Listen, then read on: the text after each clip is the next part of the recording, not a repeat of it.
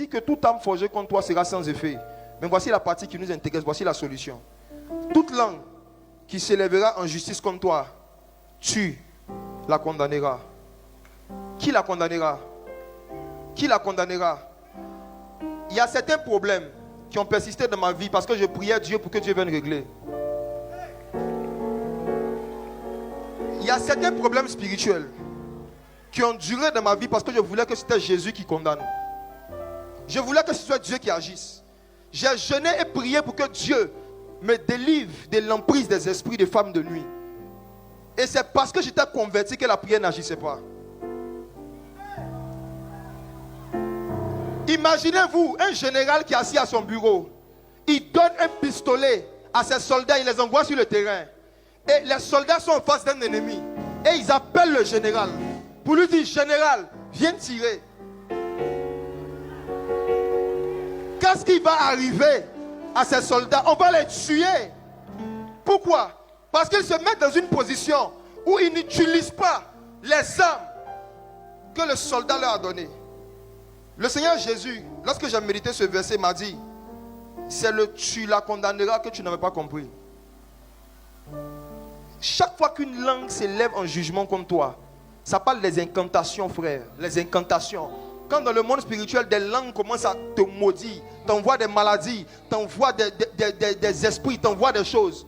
Dieu s'attend à ce que ce soit toi qui la condamnera. Dis avec moi la vie de prière. La vie de prière. Voici 3 raisons profondes pour lesquelles les esprits de mari de nuit et de femmes de nuit arrivent à se poser sur la vie de certains chrétiens, même des pasteurs. Est-ce que je peux parler de cela? 3 raisons. Je peux parler. Première raison, c'est parce qu'il n'y a aucune mouche qui peut se poser sur une nourriture chaude. Ils arrivent à se poser sur toi parce qu'il y a un niveau de puissance que tu n'as pas encore atteint.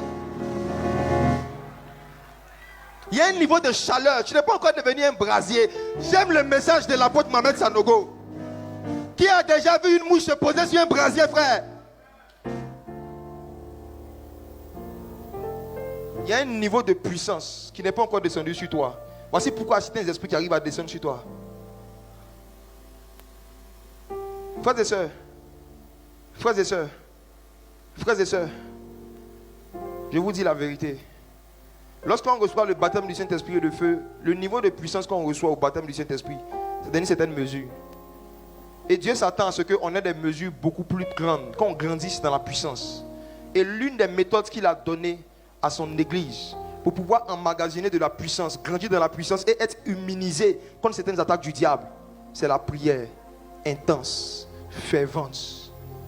La raison pour laquelle beaucoup de chrétiens ils font la bouche quand ils sont réveillés, mais dans les songes, ils sont vaincus.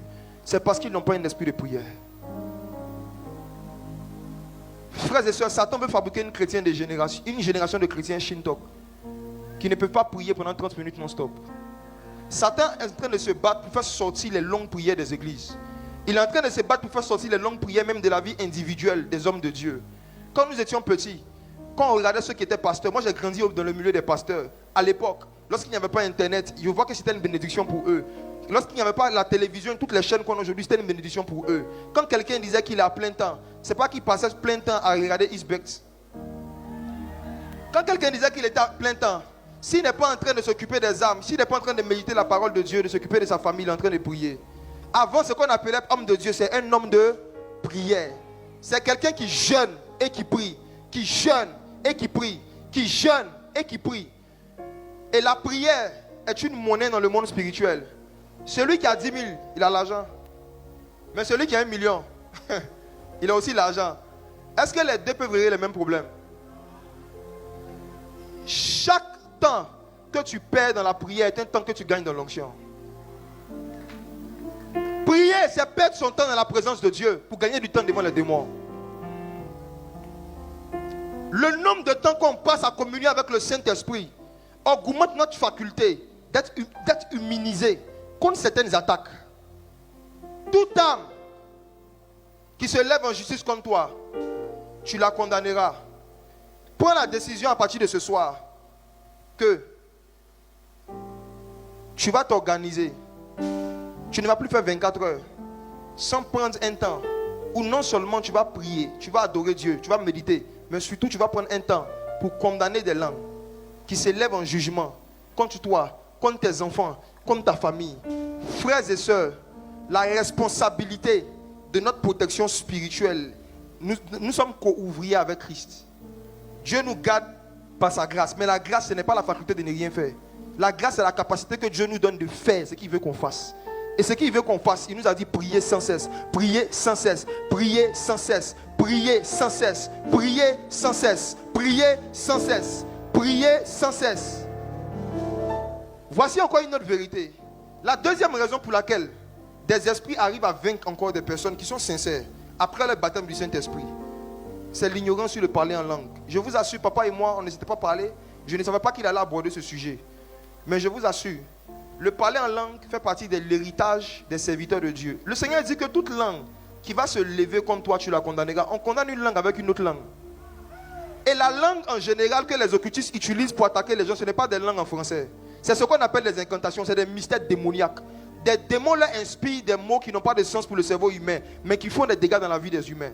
Et le Saint-Esprit, sachant qu'il y allait avoir ce mouvement de plus en plus intense dans les derniers jours, a prévu une autre langue qui sert à condamner d'autres langues. Dans le domaine de l'incantation, la solution la plus ultime, ce ne sont pas les longs jeûnes, c'est les longues prières en langue. Je vous assure, parfois quand Dieu te réveille la nuit, parfois quand en pleine journée tu as envie de parler en langue, c'est parce qu'il y a une langue qui est en train de s'élever contre toi dans le monde des esprits. Dieu ne va pas toujours t'expliquer pourquoi est-ce qu'il t'inspire à des moments que tu n'as pas prévu de commencer à parler en langue. Mais parfois ce qui est caché, il y a une condamnation d'une langue qui est en train de s'élever contre tes enfants. Waouh. Subladi atevade. Maïla penda clous de pader. Satan ne veut pas que tu parles en langue. Satan ne veut pas que tu parles beaucoup en langue. Satan ne veut pas que tu t'intéresses et que tu pratiques ce don. Même ceux qui ont reçu ce don, il y a très peu qui le pratiquent. Voici pourquoi il y a des langues qui se lèvent en justice contre eux. Des âmes sont forgées contre eux. Et ces âmes ont de l'effet. Parce que c'est toi, tu la condamneras. Ce n'est pas la responsabilité de Dieu d'ouvrir sa bouche.